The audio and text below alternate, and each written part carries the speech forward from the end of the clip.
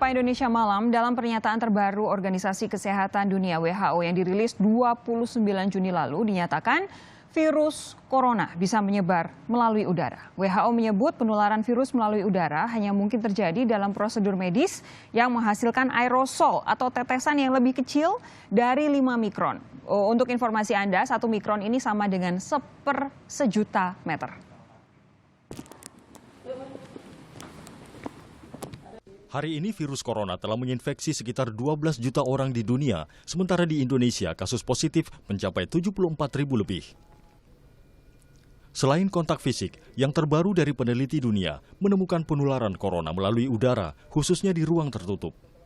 Ahmad Yuryanto, juru bicara gugus tugas penanganan COVID-19, menyebut kedisiplinan memakai masker harus ditingkatkan dan memastikan sirkulasi udara yang sehat. Beberapa ahli mengatakan bahwa mikrodroplet, droplet yang kecil itu bisa kita ibaratkan seperti aerosol, seperti semprotan obat nyamuk misalnya. Dia akan melayang-layang di udara untuk waktu yang cukup lama apabila ruangan ini tertutup, tidak ada ventilasi dan sirkulasi udaranya tidak berlangsung dengan baik. Selama itulah dia akan berada di situ. Oleh karena itu, pelihara ruangan kita dengan ventilasi yang maksimal, pergerakan udara yang baik, sehingga kalau di ruangan itu kita temukan droplet orang yang positif akan dengan cepat bisa dikeluarkan dari ruangan itu dengan aliran udara yang baik. Gunakan masker menjadi kunci yang penting. Guru Besar Virologi Universitas Udayana Bali, I Gusti Ngurah Kade Mahardika, 10 Juli kemarin mengimbau masyarakat tak panik. Menurut Mahardika, penularan virus melalui partikel cairan mulut terkecil di udara sangat dimungkinkan. Sebagai virus pernafasan, sekali lagi, virus ini memang berpeluang dari awal itu mestinya secara aerosol, seperti diketahui, tidak hanya makrodroplet yang terjadi pada saat kita batuk misalnya, pada saat kita bersin, juga muncul mikrodroplet yang berpeluang terjadi melalui aerosol. Saya kira itu jawaban. Jadi bukan hal baru sebetulnya dan mestinya tidak membuat kita semakin panik. Dari pelacakan kasus positif di Seoul, Korea Selatan, sebanyak 9 orang dari 13 karyawan yang duduk lama tanpa jarak aman terdeteksi positif COVID-19. Penelusuran hari berikutnya menemukan 76% orang terinfeksi dari 137 karyawan yang duduk di lantai yang sama dengan durasi waktu panjang setiap hari. Namun pelacakan dan tes di 2 lantai lain di gedung yang sama hanya menemukan 3 orang positif. Penemuan bukti penularan lewat udara lainnya dari sebuah restoran di Guangzhou, Tiongkok, 24 Januari lalu. 1 orang diketahui positif. Dalam waktu 18 menit, 9 pengunjung yang duduk searah AC pendingin ruangan ditemukan positif tertular. Badan Kesehatan Dunia WHO 7 Juli lalu mengumumkan tak dapat mengabaikan temuan 239 peneliti terkait penularan corona di udara. Benedetta Allegranzi, Kepala Teknis Pencegahan dan Pengendalian Infeksi WHO menyebut ruang publik yang padat dan ruang tertutup tanpa ventilasi udara yang sehat memungkinkan penularan melalui udara. Dose of the virus that is needed, in particular in this route of transmission, that is the aerosol or airborne transmission.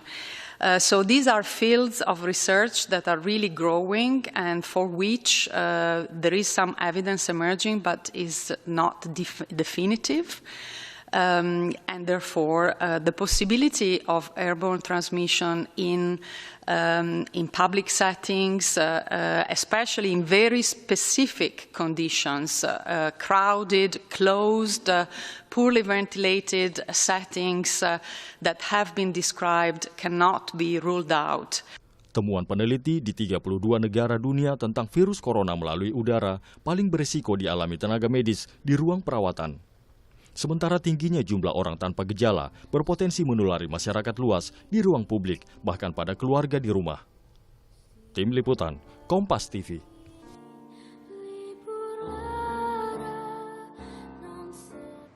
Sejauh mana konfirmasi pembuktian dari para peneliti dunia yang dirujuk Badan Kesehatan Dunia WHO terkait potensi penularan COVID-19 melalui udara?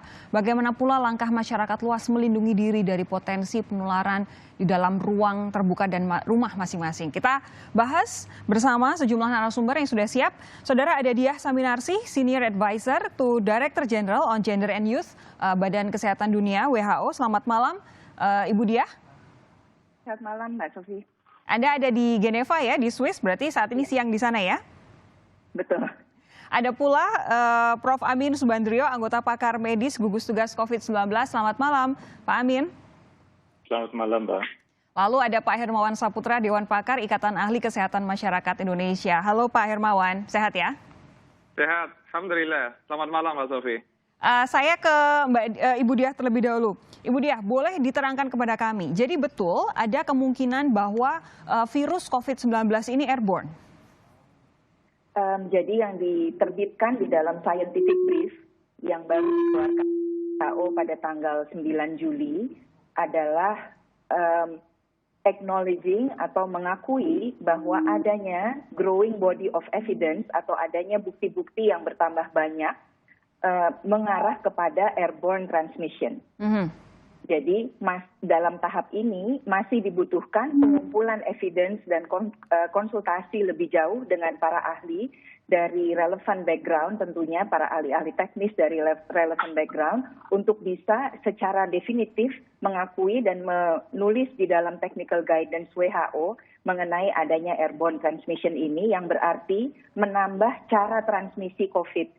Sekarang yang dominan adalah transmisi melalui droplet dan melalui aerosol generating procedure yang biasanya terjadi di rumah sakit atau pada orang yang bersin, misalnya itu ada aerosol generating procedure.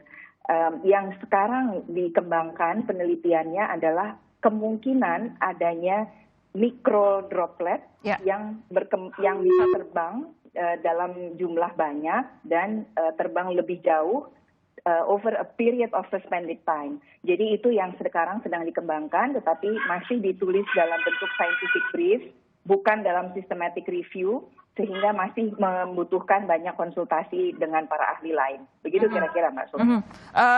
Tapi begini, ini kan walaupun kemudian dijelaskan bahwa ini selama ini kalau micro droplets itu ada di area yang memungkinkan adanya aerosol seperti di rumah sakit atau pokoknya wilayah-wilayah yang spesifik begitu, ada tidak kemungkinannya bahwa ini bisa terjadi juga di lingkungan kehidupan nyata masyarakat? Ya, jadi saat ini yang statement yang diberikan WHO adalah apabila ruangan tersebut penuh sesak, ruangan tertutup tanpa ventilasi atau dengan ventilasi yang buruk. Jadi itu yang sudah ditulis di dalam scientific brief yang dikeluarkan 9 Juli kemarin.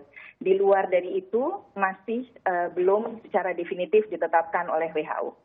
Jadi bolehkah saya simpulkan kalau begitu konsentrasi tinggi bisa jadi mungkin ada di area-area padat seperti sekolah, perkantoran, atau yang saat ini sedang jadi bahasan gedung bioskop yang katanya akan dibuka kalau di Jakarta.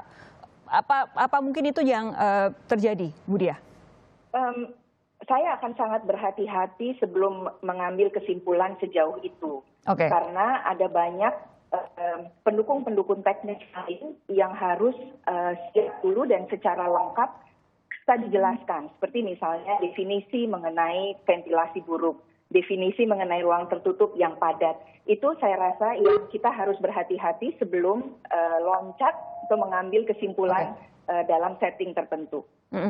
Beberapa waktu yang lalu setelah ada rilis dari WHO ini, dari gugus tugas, waktu itu juru bicaranya Dr. Reisa menyatakan bahwa betul bisa terjadi. Tapi waktu ini saya mengutip Dr. Reisa yang menyatakan bahwa ini lebih karena droplets ada di permukaan benda, kemudian ada yang memegang permukaan benda itu, kemudian memegang bagian wajah diri sendiri sehingga bisa tertular.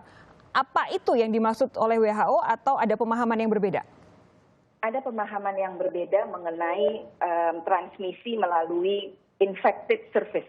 Jadi misalnya saya duduk di meja, saya terinfeksi oleh virus atau infected dengan virus tersebut, saya berbicara ada droplet yang jatuh di meja, saya pegang mejanya dan kemudian saya menyentuh bagian mata, hidung, mulut, itu yang dibilang surface transmission atau fomite. Oke. Jadi berbeda definisinya dengan airborne. Ya. Iya. Jadi dua hal yang berbeda ya. Ya. Kalau yang transmisi melalui permukaan sudah terbuktikah? Fomite namanya.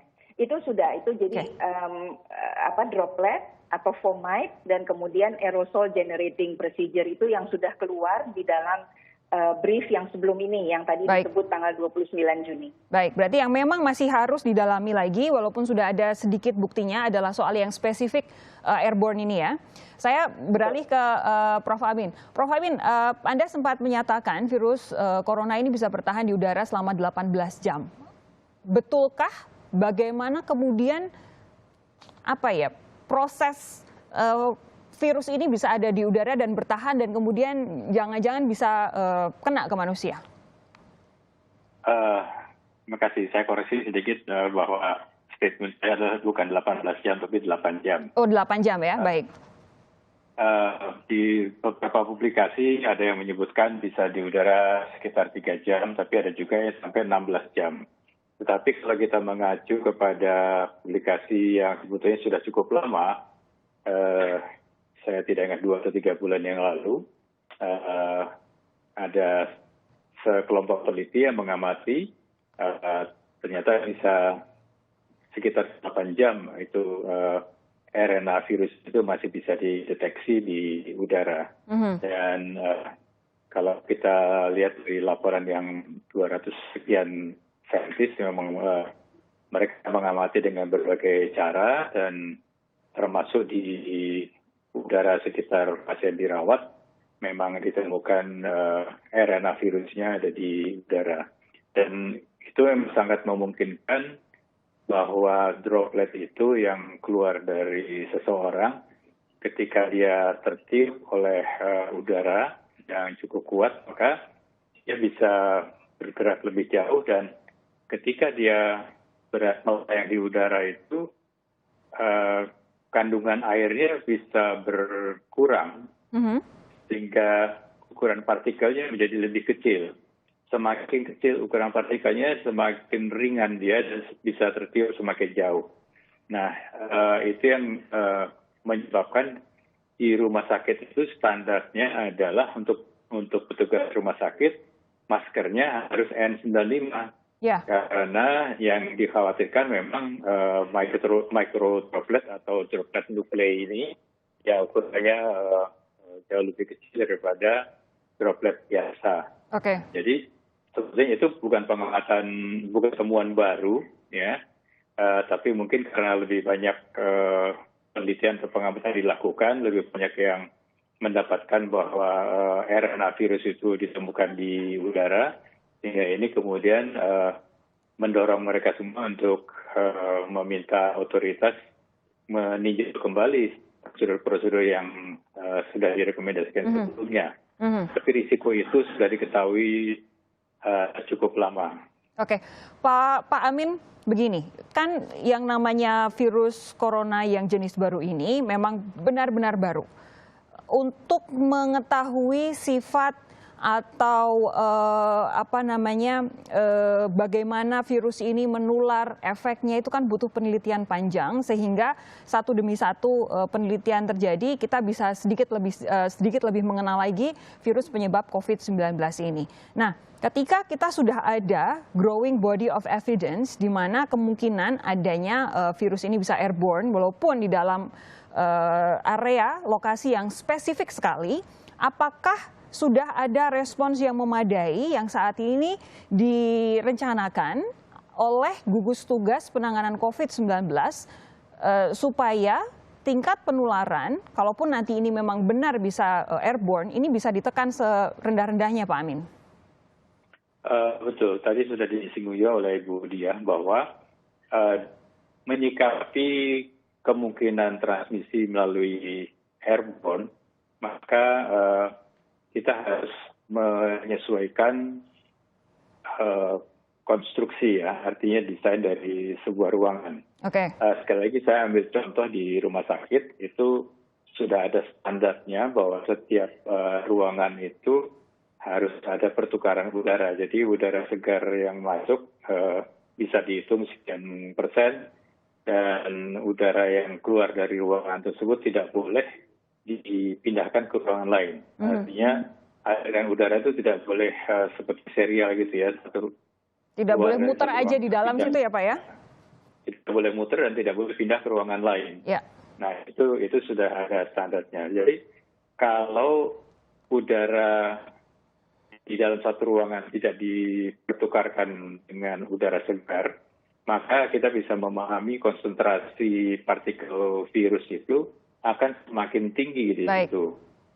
Ya. Baik, selepas jeda akan saya tanyakan kepada Pak Hermawan, kalau kemudian sudah ada penelitian dari ratusan ahli yang menyatakan ada kemungkinan airborne, apakah menurut Pak Hermawan kebijakan yang dilakukan oleh pemerintah sudah memperlihatkan bahwa kita sedang dalam masa waspada adanya kemungkinan virus COVID-19 ini airborne? Akan dijawab selepas jeda, jangan kemana-mana saudara. Tetap bersama kami.